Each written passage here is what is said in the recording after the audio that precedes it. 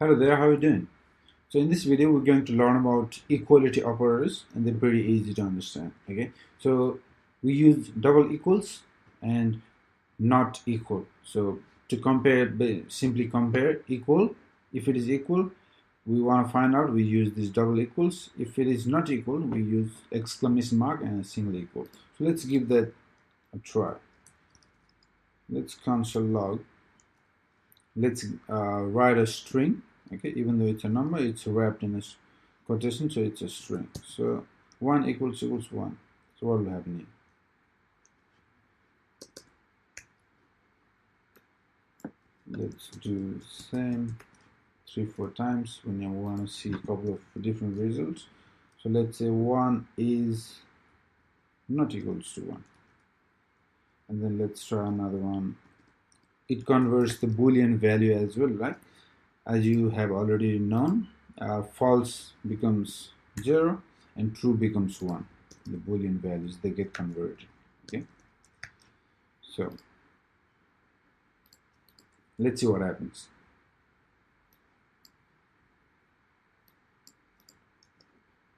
Refresh. As you can see, the first one returns true. Even though it's a string and it's a number, it returns true.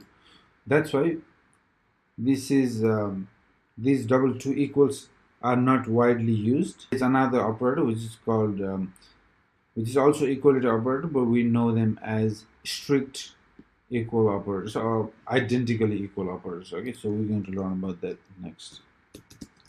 Identically equal operators. Okay, it's the same thing.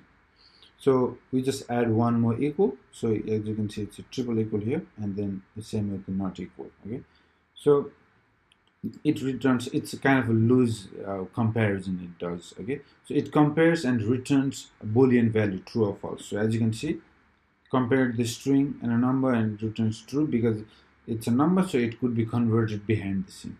Okay, same with this one. 1 is not equals to 1. No, it's false. It's equal, so it's returned false.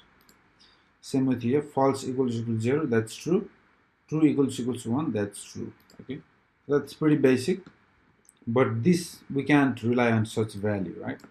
So we need to identify it properly. So identically equal operators we can use here. So it's pretty simple, just one more equal sign here. So in this case, let's do one more.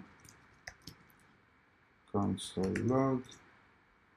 And I encourage you to try along with me. Okay, even though it's pretty basic, once you type on your own, it feels different and it sinks into your brain. Okay, I'm sure you're doing that, but just in case. 1 is not equals 1.